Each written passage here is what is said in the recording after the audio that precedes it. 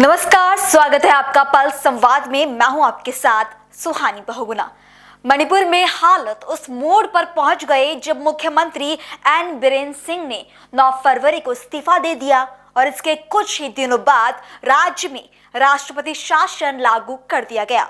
इस निर्णय ने राज्य की राजनीति में भूचाल ला दिया है और इसे देश भर में एक बड़ा घटनाक्रम माना जा रहा है।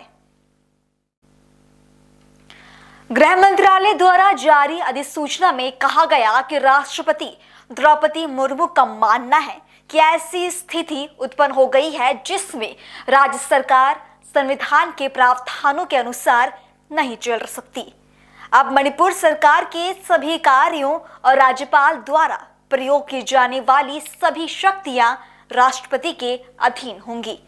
मणिपुर में पिछले 21 महीनों से जातीय हिंसा का माहौल बना हुआ था। मैतेई और कुकी समुदायों के बीच संघर्ष और बढ़ती अस्थिरता के कारण बीरेन सिंह सरकार पर दबाव बढ़ता गया। इस हिंसा में अब तक 250 से अधिक लोगों की जान जा चुकी है।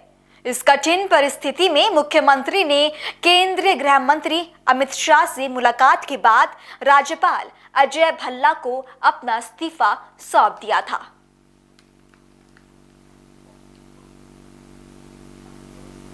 भाजपा नेतृत्व ने नए मुख्यमंत्री के नाम पर कई दौरों की बैठक की, लेकिन सहमति नहीं बन पाई।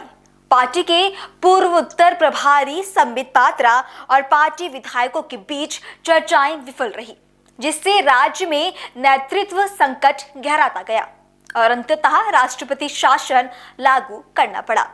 राष्ट्रपति शासन लागू होने के बाद बीजेपी नेता संबित पात्रा का बयान भी सामने आया है, जहां उन्होंने राष्ट्रपति के इस फैसले को मणिपुर में शांति और स्थिरता बहाल करने के लिए आवश्यक बताया। After the report by the Honorable Governor of Manipur, the Honorable President of India, Srimati Draupadi Murmu ji, has put the Assembly of Manipur, the State Assembly of Manipur, under suspended animation, meaning that the Assembly of the state can be revived on a future date as and when the President of India deems fit depending on the circumstances in the state. As far as BJP is concerned, we are committed to the continuing efforts of peace in the state and most importantly to maintain the territorial integrity of Manipur. I repeat, there would be no compromise with the territorial integrity of Manipur. BJP also firmly stands for the fact that any kind of illegal infiltration into Manipur will not be allowed and will be dealt with severe hand. अब आपको सुनाते हैं कि BJP के अन्य नेताओं का मणिपुर में लगे राष्ट्रपति शासन को लेकर क्या कहना है। तौर पर की स्थितियां नियंत्रण में हो और प्रेसिडेंट रूल तो लगना एक संवैधानिक प्रक्रिया है, एक स्वाभाविक प्रक्रिया है।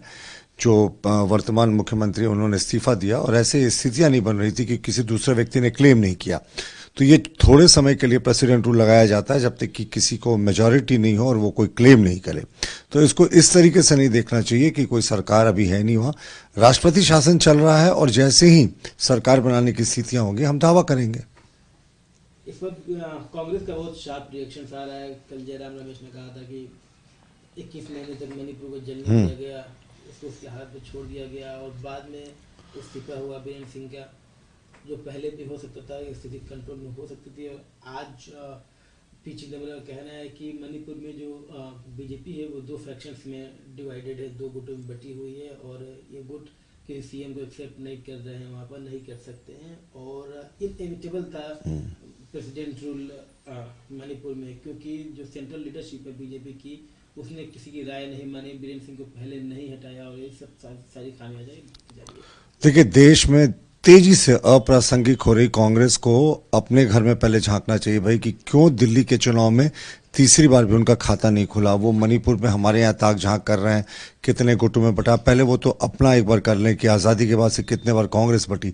हमारे यहाँ कोई गुटबाजी नहीं है। जैसे ही एक सहमति बनेगी हम अपना क्लेम करेंगे, लेकिन वर्तमान व्यवस्था में अगर कोई क्लेम करने नहीं आ रहा तो राष्ट्रपति शासन ही एकमात्र विकल्प था। और जो मणिपुर को जलने की बात कह रहे हैं, मणिपुर सच में जल गया होता अगर हमारी केंद्रीय सरकार ने और तत्कालीन राज्य सरकार ने समय पर इंटरवेन नहीं किया होता और लगातार सुरक्षा बलों ने बहुत ही अच्छे तरीके से सिचुएशन को कंट्रोल करने की कोशिश की है। भाई मौतें हुई हैं, हम भी बहुत मर्माहत हैं, लेकिन ये स्थिति और भी बदतर हो सकती थी अगर हमारी केंद्र सरकार इंटरवेन नहीं करती और राज्य सरकार मुस्तैद नहीं रहती। President rule has been imposed in Manipur. Congress is reacting sharply on that. How do you react on those reactions and also on the imposition of president rule in Manipur?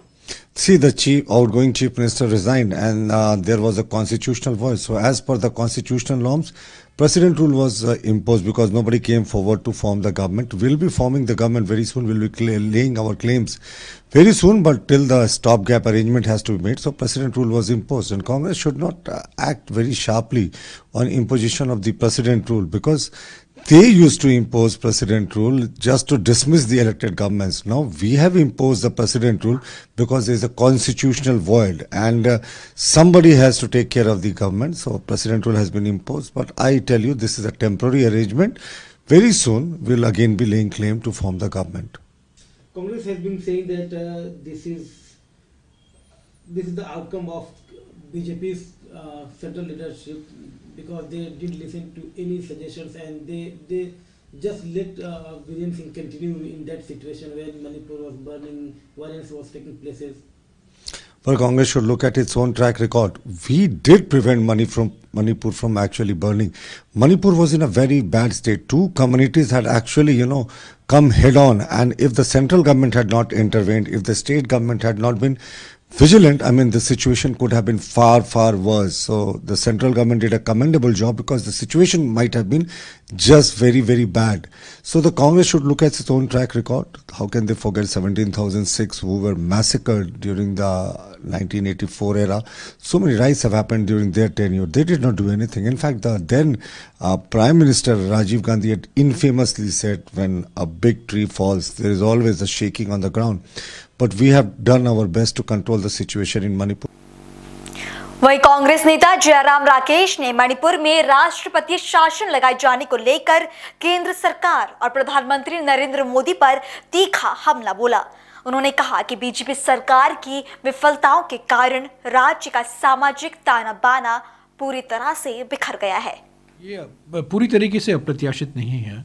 20 महीनों से हम ये मांग कर रहे हैं कि राष्ट्रपति शासन के अलावा और कोई रास्ता नहीं है। फरवरी 2022 को भारी बहुमत से बीजेपी और उनके सहयोगी पार्टी एनडीए को भारी बहुमत मिला मणिपुर में, पर 15 महीने के अंदर मणिपुर जलने लगा।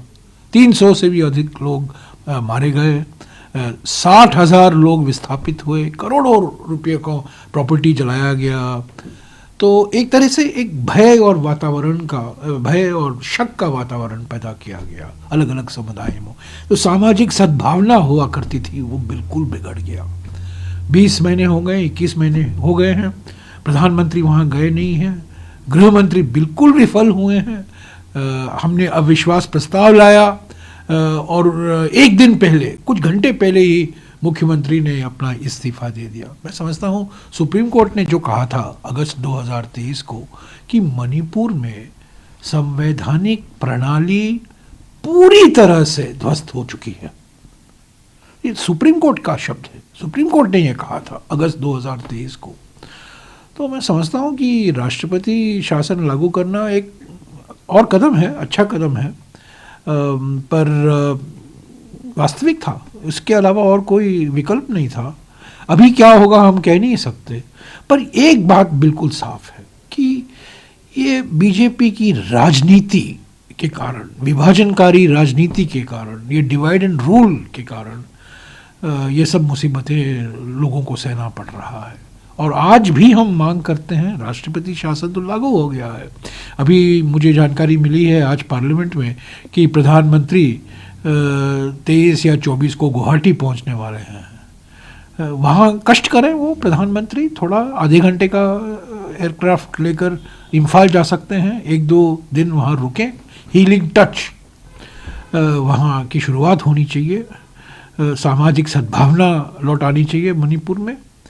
राजनीति अपने स्तर पर है, पर अभी जो सबसे महत्वपूर्ण मांग जो है लोगों की है, एक सद्भावना, शांति, स्टेट एडमिनिस्ट्रेशन कुछ संवेदनशील तरीके से प्रभावशाली हो, जो लोगों की मांगे हैं उसको सुने, उसको पूरा करें।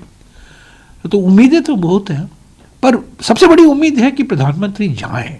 21 महीने से वॉशिंगटन गए, पेरिस गए, मॉस्को गए, यूक्रेन, सब जगह जाते हैं। यूक्रेन में तो भी वॉर रुकवा दी पापा ने, पर मणिपुर में तो कुछ नहीं कर पाए। सीपीआई नेता डी राजा ने भी भाजपा पर तंज कसते हुए कहा कि मणिपुर में राष्ट्रपति शासन इस बात की पुष्टि करता है कि मणिपुर की राज्य सरकार और केंद्र सरकार पूरी तरह विफल रही है। Has been imposed in violence in Manipur. The imposition of president's rule in Manipur clearly confirms the utter failure of BJP government in Manipur and utter failure of the union government headed by Mr. Modi. That's what one should understand. We have been saying for the past several months that Mr. Modi should visit Manipur. Manipur situation should be discussed properly in parliament. The BJP-led union government has not agreed. Now Mr. Modi is outside the country and parliament was in session till yesterday. And once parliament was adjourned, the imposition was declared. President's rule was declared. What does it mean? So BJP is still trying to manipulate the politics. Assembly has been kept under suspended animation. President's rule has been imposed. What is the roadmap? What is the roadmap for political solution to the turmoil that is going on in Manipur? Nobody knows. So we think the government immediately, the union government, particularly Home Ministry, should immediately convene an all-party meeting and discuss the issues. What is the roadmap given by the union government? And they must listen to the views of political parties, stakeholders in Manipur. Whether it is going to happen or not, we will have to wait and see. Manipur में शांति बहाल करने के लिए केंद्रीय अर्धसैनिक बलों की तैनाती बढ़ा दी गई है। राज्यपाल अजय भल्ला ने सीआरपीएफ के अधिकारियों के साथ बैठक कर सुरक्षा हालत की समीक्षा ली। इस दौरान निर्वातमान महानिरीक्षक डॉक्टर विपुल कुमार और नवनियुक्त महानिरीक्षक राजेंद्र नारायण दास ने राज्यपाल को जानकारी दी। मणिपुर में राष्ट्रपति शासन का इतिहास कैसा है, आइए इस पर भी बात कर लेते हैं। 1963 से अब तक मणिपुर में 11 बार राष्ट्रपति शासन लगाया जा चुका है। पहला राष्ट्रपति शासन 12 जनवरी 1967 को लगा था, जो कि 19 मार्च यानी 66 दिनों के लिए था। दूसरा राष्ट्रपति शासन 116 दिनों के लिए 1967 में 25 अक्टूबर से 18 फरवरी तक लगा था। 1969 को मणिपुर में तीसरा राष्ट्रपति शासन 2 साल 157 दिनों के लिए लगाया गया था। वहीं 1973 में लगे राष्ट्रपति शासन 340 दिनों का था, जो 3 मार्च 1974 को हटाया गया था। 1977 में लगा राष्ट्रपति शासन 43 दिनों का था। 14 नवंबर 1979 से लेकर 13 जनवरी 1980 तक जो राष्ट्रपति शासन लगा था वो 60 दिनों का था। 1981 में 110 दिनों का राष्ट्रपति शासन लगाया गया था और 1992 में 91 दिनों का। 31 दिसंबर 1993 से 13 दिसंबर 1994 तक 347 दिनों का मणिपुर में राष्ट्रपति शासन लगा था और 2 जून 2001 से 6 मार्च 2002 तक 277 दिनों का राष्ट्रपति शासन लगा था।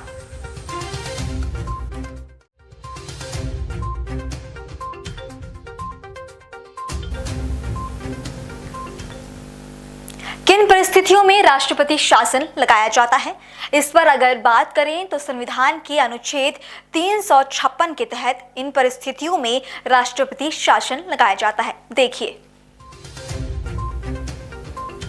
चुनाव के बाद किसी भी पार्टी को बहुमत न मिलना। दूसरा कारण, बहुमत प्राप्त पार्टी द्वारा सरकार बनाने से इनकार करना और राज्यपाल को कोई अन्य उपयुक्त विकल्प न मिलना। तीसरा कारण है कि विधानसभा में सरकार के हारने के बाद कोई अन्य पार्टी सरकार बनाने में सक्षम न हो पाए। चौथा कारण है कि राज्य सरकार द्वारा केंद्र सरकार के संवैधानिक निर्देशों का पालन न करना। राज्य सरकार द्वारा जानबूझकर आंतरिक अशांति को बढ़ावा देना भी राष्ट्रपति शासन को न्योता देता है।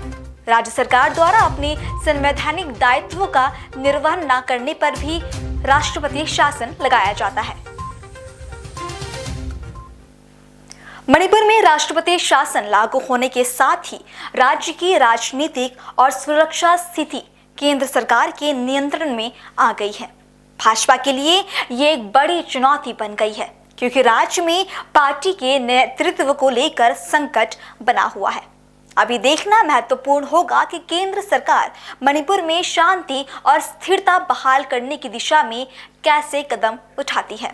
आज के शो में इतना ही। आपसे फिर मुलाकात होगी एक नए विषय के साथ। तब तक के लिए मुझे दीजिए इजाजत और आप देखते रहिए पल्स 24 न्यूज़। नमस्कार।